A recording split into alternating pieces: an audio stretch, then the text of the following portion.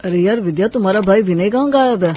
कब से उसे कॉल कर रहा हूँ, मजाल है जो एक भी कॉल उठा ले मेरी। क्यों अचानक से आपको मेरे भाई की क्या जरूरत पड़ गई? अरे कल शाम को वो मेरी गाड़ी उठाकर ले गया, ये बोलकर कि बस 15 मिनट का काम है। यहाँ 15 घंटे बीत गए लेकिन तुम्हारे भाई के आने का नाम नहीं। अब क्या मैं पैदल होटल जाऊंगा? हाँ तो क्या हो गया? मेरा भाई आपका इकलौता साला है, उसके लिए आप इतना एडजस्ट नहीं कर सकते क्या? विद्या, मैं एक 5 स्टार होटल का मैनेजर हूँ, ऐसे बिना गाड़ी के जाना अच्छा थोड़ी ना लगता है। मेरी क्या रेपुटेशन रह जाएगी लोगों के सामने। आप होटल के मैनेजर के साथ साथ मेरे पति भी हैं और उस नाते मेरे भाई की इकलौते जीजू, तो ये शिकायतें करना बंद कीजिए। हाँ, बस इसीलिए तो तुम्हारे भाई के मुझे इतना परेशान करने के बाद भी मैं उसका सर नहीं फोड़ पा रहा हूँ। कुछ कहा क्या आपने? नहीं तो मैं क्या कह सकता हूँ। एक काम करता हूँ, विनय को एक बार और कॉल करके पूछ लेता हूँ। रजत वहां से निकलता है और विनय को कॉल करता है। हाँ हेलो विनय, कहाँ हो तुम? जीजू, मैं तो अभी शहर से बाहर हूँ और दोस्तों के साथ एंजॉय कर रहा हूँ। और क्या, गाड़ी वैसे कमाल की है आपकी, एकदम मस्त चलती है। क्या शहर से बाहर? अरे पर मैं अब ऑफिस कैसे जाऊंगा? अरे चिल जीजू, मैं बिजी हूँ, दोस्त बुला रहे, बाद में बात करता हूँ। अब तो लगता है सच में रिक्शा से ही ऑफिस जाना पड़ेगा। ऑलरेडी बहुत लेट हो चुका है, अब इससे ज्यादा मैं देर नहीं कर सकता। रजत एक ऑटो रिक्शा में बैठकर जैसे ही होटल पहुंचा, लो हो गया कांड। इस मुकेश को भी अभी यहाँ होना था। अब पूरे होटल में मेरी अफवाह उड़ा देगा कि बताओ होटल का मैनेजर रिक्शा से आया है। सर, आप रिक्शा में? आपकी गाड़ी को क्या हो गया सर? अरे मैनेजर साहब रिक्शे में, ये तो कमाल ही हो गया सर। जच रहे हो आप वैसे। मुकेश, तुम्हें काम करने के पैसे मिलते हैं या मेरी गाड़ी के डेली रिपोर्ट्स लेने के? काम करने की सर। तो जाओ जाकर अपना काम करो। रजत गुस्से में होटल के अंदर जाने लगा। देखा तुमने, रजत सर आज रिक्शा से ऑफिस आए थे बेचारे। अरे हाँ, सूट बूट पहनकर रिक्शा से उतरे थे। वह जब पूछने पर मुकेश सर को भी डांट दिया था। पक्का आज बीवी से लड़कर आए होंगे। हाँ भाई, चाहे कोई कितना भी हुक्म का इक्का क्यों ना हो, बीवी के आगे सब जोकर बन जाते हैं। लो, अब यही बचा था। अरे ससुराल वाले मुझे कहीं का नहीं छोड़ेंगे। दूसरी तरफ, हाँ मम्मी, रजत ऑफिस के लिए निकल गया, अभी तो मैं फ्री हूँ। चलो अच्छा है, वैसे कुछ भी कहो, हमें दामाद जी बड़े अच्छे मिले हैं। अरे इतने बड़े होटल में काम करते हैं, इतनी अच्छी सैलरी है। हाँ मम्मी, लेकिन क्या फायदा, इतने बड़े होटल में रहकर भी खाना वो मुझसे ही बनवाते हैं, मैं तो थक जाती हूँ। अरे ऐसा क्यों?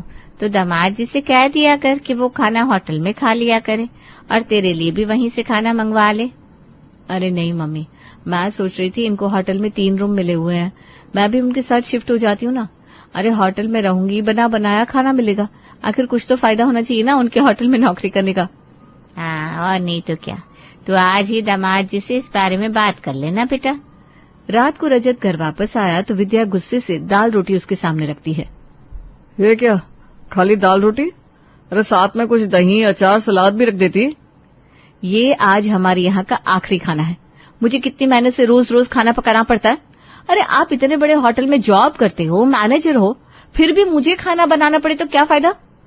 अरे पर विद्या, परवर कुछ नहीं, 3 रूम मिले हुए हैं आपको। मुझे नहीं पता, मुझे आपके साथ होटल में ही शिफ्ट होना है, मैं भी एंजॉय करना चाहती हूँ। अरे मैं भी तो देखूं 5 स्टार होटल की जिंदगी आखिर होती कैसी है। हे भगवान, ये किस पागल के पल्ले पड़ गया मैं। ये तो होटल को अपना ससुराल बनाने के ख्वाब देख रही है। रजत विद्या को बहुत समझाता है पर वो जिद पकड़कर बैठी हुई थी। अगले दिन विद्या की जिद पर रजत विद्या के साथ होटल में शिफ्ट हो जाता है। रजत जी, यहाँ सब कुछ कितना अच्छा है ना, कितना बड़ा रूम है, टीवी, इतना बड़ा बेड, मैं तो अब यहीं रहूंगी, बस खूब ऐश करूंगी। हाँ ठीक है, पर ध्यान से रहना, मेरी इज्जत बनाकर, बहुत इज्जत है यहाँ मेरी। हाँ भाई ठीक है ना। रजत विद्या को कमरे में छोड़कर अपने काम में बिजी हो जाता है और विद्या तुरंत ही अपनी मम्मी को फोन लगा देती है। हेलो मम्मी, आज मैं ना रजत जी के साथ होटल में शिफ्ट हो गई। अरे बहुत आलीशान जगह है, बहुत मजा आ रहा है। मम्मी इतना बड़ा तो स्विमिंग पूल है, इतने बड़े बड़े कमरे। अच्छा ऐसा है क्या? हाँ मम्मी, पर मैं आप लोगों को बहुत मिस कर रही हूँ। अच्छा चलो ठीक है, मैं बाद में बात करती हूँ, मैं जरा देख लूँ सब कुछ अच्छे से। विद्या के फोन रखते ही मालिनी विनय के पास पहुंची। विनय, तुझे पता है तेरी दीदी और जीजू होटल में शिफ्ट हो गए हैं? क्या? अरे वाह, फिर तो उनके मजे ही मजे हैं। हम चाहे तो हम भी वो मजे ले सकते हैं। वो कैसे मम्मी? अब मैनेजर दामाद होने का हमें भी तो कुछ फायदा होना चाहिए कि नहीं? वाह मम्मी, आप तो सच्ची एकदम कमाल हो। क्या दिमाग है आपका। अरे ऐसा मौका फिर कहाँ मिलेगा 5 स्टार होटल में रहने का। पगले। थोड़ी देर बाद मालिनी और विनय होटल के सामने खड़े थे। अरे वाह, दामाद जी का होटल तो बहुत ही बड़ा और शानदार है। हाँ मम्मी, ये होटल तो बाहर से इतना सुंदर लग रहा है, अंदर से तो न जाने और कितना सुंदर होगा। चल चल अंदर चलकर दामाद जी से मिलते हैं। दोनों अंदर आते हैं, जहाँ दामाद रजत रिसेप्शनिस्ट के साथ बिजी था।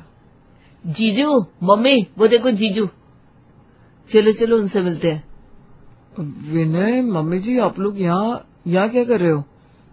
अरे दामाद जी, विद्या ने कहा आप लोग होटल में शिफ्ट हो गए हो, तो हमने सोचा हफ्ता भर को हम भी अपनी बेटी के यहाँ रह आते हैं। हम भी देख लेंगे आखिर हमारी बेटी कैसे रह रही है। लेकिन मम्मी जी, ये मेरा घर नहीं है, ये मेरा। अरे दामाद जी, क्यों परेशान होते हो? हमें कोई दिक्कत नहीं होगी। हमें पता है आप तो बिजी रहोगे, पर विद्या है ना, वो हमारा ध्यान रख लेगी। हाँ, क्यों नहीं। वैसे आप लोग भी कुछ और लोगों को बुला लाते, रूम्स का क्या है, मिल ही जाते है ना। मैं विनय को बोल ही रही थी, इसकी मौसी को भी बुला लेते हैं। आखिर दामाद का ही होटल है, दिक्कत थोड़ी ना होगी। अरे चुप कर जा रजत, अपने पैरों पर कुल्हाड़ी मत मार, वरना सच में ये लोग इस होटल को धर्मशाला बनाकर छोड़ेंगे। जाओ, जाकर दूसरा खाना लेकर आओ। ठीक है मैम, मैं कुछ देसी लाने का ट्राई करता हूँ। वेटर दूसरा खाना उनको परोसता है। ओफो, अब ये क्या लिया? इस दिन तेरे साथ रह लूं। अरे तेरी याद इतनी सताई कि हम दोनों तुरंत ही आ गए। हफ्ते भर तो रह कर ही जाएंगे। हाँ मम्मी, आपने अच्छा किया, आराम से रहो यहाँ। इसी बहाने इस मस्त से होटल के मजे भी ले लेना। रात होती है। बेटी, माँ और बेटा 5 स्टार होटल के VIP डाइनिंग टेबल पर पहुंच जाते हैं। मैम, आप यहाँ नहीं बैठ सकती, ये जगह VIP गेस्ट के लिए है। अरे तो हम भी तो VIP है। अरे यहाँ के मैनेजर जीजा है हमारे। तू क्या चाहता है, मैं अपने जीजा से कहकर तुमको नौकरी से निकलवा दूं? अरे सर, परवर कुछ नहीं, मैनेजर की वाइफ हूँ मैं। जाओ, हम सबके लिए बढ़िया सा खाना लेकर आओ। वेटर बेचारा मरता क्या ना करता, थोड़ी देर में उनके लिए खाने का थाल सजा देता है। ये कैसा खाना बनाया है, ना तो घी है ना मसाले। मैंने तो सुना था होटल का खाना बहुत अच्छा होता है। मैम, ये कॉन्टिनेंटल फूड है, 5 स्टार होटल में ऐसा ही होता है। कोई प्रॉब्लम है क्या? प्रॉब्लम? अरे प्रॉब्लम ही प्रॉब्लम है। ये कैसा खाना दिया है तुम लोगों ने हमें? कॉन्टिनेंटल के नाम पर कच्ची सब्जियां पकड़ा दी। क्या हम तुम लोगों को पेशेंट दिखाई देते हैं जो बिना घी और मसाले का खाना परोस दिया? जाओ, जाकर दूसरा खाना लेकर आओ। ठीक है मैम, मैं कुछ देसी लाने का ट्राई करता हूँ। वेटर दूसरा खाना उनको परोसता है। ओफो, अब ये क्या ला दिया? तुम लोगों के यहाँ ढंग का खाना भी नहीं मिलता। अरे बटर के बिना तो खाना मेरे मुंह में ही नहीं चलता। चलो तुम्हारे रसोई में बताती हूँ खाना कैसे पकाते हैं। अरे मैम, आप वहाँ नहीं जा सकती, वहाँ जाना अलाउड नहीं है। मैम, पॉलिसी होती है 5 स्टार की। अरे क्या पॉलिसी, काहे का 5 स्टार? खाना बनाना मुझे ही सिखाना पड़ेगा तुमको। अरे मैनेजर की सास हूँ मैं, मैनेजर की सास। मुझसे बदतमीजी ना कर, समझा? मालिनी वेटर के साथ होटल के बड़े से किचन में जाती हैं, जहाँ बड़े बड़े शेफ खाने की तैयारी कर रहे थे। सर, इन मैडम को आपके बनाए डिश कुछ खास पसंद नहीं आ रहे, तो ये आपको गाइड करने के लिए आई है। क्या? कौन है ये जिसे मेरे जैसे वेल क्वालिफाइड कुक के हाथ का खाना नहीं भा रहा? अरे आजकल के लोगों को खाना बनाना आता ही कहाँ है। 5 स्टार 7 स्टार के नाम पर बस ठगते रहते हो। हटो साइड, आज सारा खाना मैं पकाऊंगी। बस फिर क्या था, मालिनी जी दही, बटर, घी, मिर्च, मसाले भर भर के कढ़ाई में डालने लगी, जिससे पूरे होटल में मसालों की महक फैल जाती है। और बेचारे शेफ साइड में खड़े होकर रोनी शक्ल बनाए हुए थे। अरे अजीब औरत है, इतना ही खाना बनाने का शौक था तो अपने घर पर बना लेती, यहाँ आने की क्या जरूरत थी? सर आपने तो उन्हें देखा भी नहीं है, पूरे होटल का माहौल चेंज कर दिया इन लोगों ने। हम वेटर पर तो ऐसा हुक्म चला रही है जैसे वो अलादीन हो और हम चिराग से निकले हुए जिन। अब और कर भी क्या सकते हैं, मैनेजर साहब के रिश्तेदार है, हुकूमत तो झेलनी पड़ेगी, वरना वो हमें जॉब से निकाल देंगे। हे भगवान, कितना मसाला डाल रही है ये। ऐसा ही चलता रहा तो होटल का नाम 2 महीने में मिट्टी में मिल जाएगा। होटल के डिश बन रहा है या भंडारा समझ में नहीं आ रहा। किचन के दरवाजे पर खड़ा मुकेश के साथ रजत भी उसकी सारी बातें सुन रहा था। देखो तो मेरे ससुराल वालों को, दूसरों के ससुराल वाले अपने घर के दामाद का मान बढ़ाने के लिए पता नहीं क्या क्या करते, और यहाँ ये लोग मेरा मान सम्मान सब डुबोने में लगे हुए हैं। भगवान, मम्मी जी भी ना। सर आप अपने ससुराल वालों को समझाते क्यों नहीं है? तुम्हारी शादी हो गई है? नहीं सर। क्यों? फिर तुम नहीं समझ सकते। शादी होने के बाद हम मर्दों की हालत उस बंदर की तरह हो जाती है जिसे बीवी रूपी मदारी सारी जिंदगी अपने ताल पर नचाती रहती है। और अगर ससुराल वाले ऐसे निकले तो फिर माशाअल्लाह क्या ही कहना, तुम्हारी जिंदगी तो नाचने लायक भी नहीं रह जाएगी। सर आप मुझे डरा रहे हैं, ऐसे तो मैं कभी शादी नहीं करूंगा। तो मत ही करना, कुछ नहीं रखा शादी वादी में, सब मोह माया है। मुझे देख लो, मैं शादी करके भुगत रहा हूँ, ऐसे तो मेरी नौकरी चली जाएगी। पर सर आप अपनी नौकरी बचाने के लिए मैडम से पंगा लेकर अपनी जिंदगी खतरे में तो नहीं डाल सकते। शट अप, मेरे साथ ज्यादा फ्रैंक होने की जरूरत नहीं है, जाओ जाकर अपना काम करो। रजत की डांट सुनकर मुकेश तुरंत वहाँ से भाग निकलता। ससुराल वालों के चक्कर में मजाक बनकर रह गया हूँ इन सबके लिए। नहीं, मुझे आज ही विद्या से बात करनी होगी। रजत रूम में आता है तो देखता है विद्या, विनय और मालिनी एक साथ कमरे में बैठकर गप्पे लड़ा रहे थे। रात हो गई, आप दोनों को अपने रूम में नहीं जाना क्या? वो क्या है ना रजत जी, आज मम्मी और विनय इसी कमरे में मेरे साथ रुकना चाहते हैं, तो आप ही किसी और कमरे में रुक जाइए ना। क्या मैं किसी और कमरे में रुक जाऊं? हाँ जीजू, किसी और कमरे में रुक जाइए ना, आज मुझे और मम्मी को दीदी के साथ ढेर सारी बातें करनी है। सब समझता हूँ मैं, कोई बात नहीं करनी इन लोगों को, बस मुझे परेशान करने के नए नए तरीके ढूंढने होंगे। क्या हुआ बेटा, तुम्हें प्रॉब्लम हो तो बता दो, हम चले जाते हैं। नहीं मम्मी जी, आप लोग यहीं रुकिए, मुझे क्या दिक्कत होगी, मैं ही चला जाता हूँ। रजत मन ही मन खुद को कोसता हुआ कमरे से बाहर निकल गया। विद्या, तूने दामाद जी को कमरे से बाहर निकाल दिया, इस बात का उन्हें बुरा तो नहीं लगा होगा? अरे नहीं मम्मी, जीजू को क्यों बुरा लगा होगा भला, अपना ज्यादा सोचो मत। हाँ मम्मी, रजत जी को कोई बुरा नहीं लगा है, आप टेंशन ना लो। दूसरी तरफ रजत दूसरे कमरे में बैठा अपनी किस्मत को कोस रहा था। क्या किस्मत है मेरी, सोचा था शादी करने के बाद आराम से होटल से घर जाऊंगा, बीवी के हाथ का बना खाना खाऊंगा, आराम करूंगा, लेकिन यहाँ तो सब कुछ उल्टा पड़ गया। बीवी ने होटल को ही घर बना दिया और अब आखिरकार मुझे कमरे से निकाल दिया। ऐसे ही हफ्ते की जगह महीना बीत चुका था, पर ससुराल वालों का जाने का नामो निशान नहीं था। तभी उसे विनय होटल के एंट्रेंस में अपने कुछ दोस्तों के साथ आता हुआ दिखा। अरे विनय, ये लोग कौन है? ये मेरे दोस्त है जीजू, इनको कुछ दिन के लिए रूम्स की जरूरत थी तो मैंने यहाँ ले आया, ये कह करके इनको यहाँ सस्ते में रूम मिल जाएगा। अब आप मेरे जीजू आया तो इस बात कहने में तो कुछ फायदा होना चाहिए कि नहीं। सस्ते में रूम मिल जाएगा मतलब जीजू, जो रूम आपको फ्री में मिले हुए है ना, वही रूम इनको दे दूंगा और बदले में इनसे आधे पैसे ले लूंगा। इससे आपके फ्री फोकट के रूम के एटलीस्ट 50% चार्ज तो वसूल होंगे, साथ में मेरे दोस्तों को भी सस्ते में रूम मिल जाएगा और ये भी 5 स्टार के मजे ले लेंगे। अरे विनय, मेरी बात तो सुनो। अभी मैं बिजी हूँ, आपको रात में मिलता हूँ, थोड़ी देर के लिए आपकी गाड़ी भी चाहिए होगी। अभी मैं जाता हूँ, अपने दोस्तों को होटल तो दिखा दूं। विनय हो गया तुरंत गायब, पर रजत को उसकी बातें सुनकर चक्कर सा गया। वो लड़खड़ाता हुआ गिरने लगा तो मुकेश ने उसे संभाला। सर संभालिए खुद को। कुछ संभाली तो नहीं रहा मुकेश, ऐसे तो मैं लूट जाऊंगा, बर्बाद हो जाऊंगा। लूट जाऊंगा? सर आप ऑलरेडी लूट चुके हैं। आज इस होटल के मालिक इस होटल के इंस्पेक्शन के लिए आ रहे हैं। सोचिए, जब उन्हें पता चलेगा कि उनके बिजनेस में ही रहकर आपका साला अपना बिजनेस चला रहा है तो आपका क्या होगा? क्या आज होटल के मालिक यहाँ आ रहे हैं? भगवान, अब मेरा क्या होगा? कुछ ही देर में होटल के मालिक मिस्टर कपूर वहाँ पहुँच चुके थे। तो रजत, हमारा होटल प्रॉफिट में तो है ना?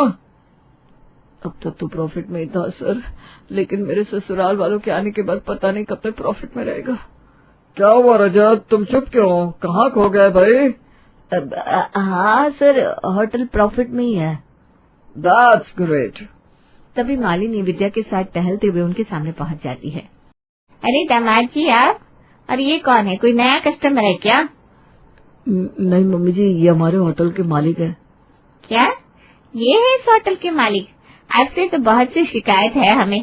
यहाँ आपके बावर्ची बिल्कुल भी अच्छा खाना नहीं बनाते, तेल मसाला ऐसे डालते हैं मानो हम मरीज हैं। अरे इतना फीका खाना भी कोई खाता है क्या भला? मैंने सिखा दिया है इनको, अब बनाते हैं एकदम चकाचक खाना। अरे मम्मी जी, आप ये सब क्या बोल रही हैं, और आप यहाँ क्या कर रही हैं? अरे पूरा दिन कमरे में थोड़ी न बैठे रहेंगे, इतना बड़ा होटल है, हम तो बस यूं ही घूम घूम कर देख रहे हैं। वैसे होटल बहुत बढ़िया है आपका भाई साहब, एकदम फिल्मों जैसा। तो आप लोग एक काम करिए ना, गार्डन की तरफ जाइए, वहाँ और भी अच्छे नजारे हैं, और स्विमिंग पूल भी है, वहाँ जाइए। मम्मी ये सही कह रहे हैं, चलो ना स्विमिंग पूल में पैर डालकर बैठेंगे, बड़ा मजा आएगा। दोनों खिसक लेती है और रजत चैन की सांस लेकर जैसे ही पलटता है, मिस्टर कपूर को खुद की तरफ देखता पाकर उसकी सांसें फिर से अटक जाती है। ये सब क्या था रजत, ये कौन थी? सर वो मेरी सास थी। और वो यहाँ क्या कर रही हैं? सर एक्चुअल में बात ये कि जब से इन्होंने सुना है कि मैं 5 स्टार होटल में मैनेजर हूँ, तब से ये लोग मुझे लूटने में लगे हुए हैं sir. I am sorry sir, please मुझे नौकरी से मत निकालिएगा सर, मेरी हेल्प कीजिए इनको निकालने में। अरे सर 6 महीने की सैलरी कट कर दो, पर इनको यहाँ से बिता कर दो। 5 स्टार को इन्होंने चौल बाजार बना दिया है। Okay relax relax, it's okay, मैं समझ सकता हूँ। आखिर मैं भी तो किसी के घर का जमाई हूँ, तो मैं भी तो उसी नाव पर सवार हूँ जिस पर तुम सवार हो। मतलब सर? मतलब भूल जाओ इनसे पीछा छुड़वाने का, अब इस जीवन में तो ऐसा होने से रहा। मैं भी तो 30 साल से इसी कोशिश में लगा हूँ। उधर देखो, वो रूम मेरी बीवी और ससुराल वालों के लिए बुक्ड है। क्या? हाँ भाई, ये ससुराल वाले हैं साहब। आपकी जिंदगी आपका पीछा छोड़ सकती है, लेकिन ये आपका पीछा कभी नहीं छोड़ेंगे। अरे साल भर से यहाँ आए हैं, बैठे हैं, हर कोशिश कर चुका हूँ इनको निकालने की, पर अब तो हिम्मत हार चुका हूँ। मतलब मैंने लाइफ टाइम के लिए अपनी बलि चढ़वा ली? हाँ भैया। नहीं, हे भगवान।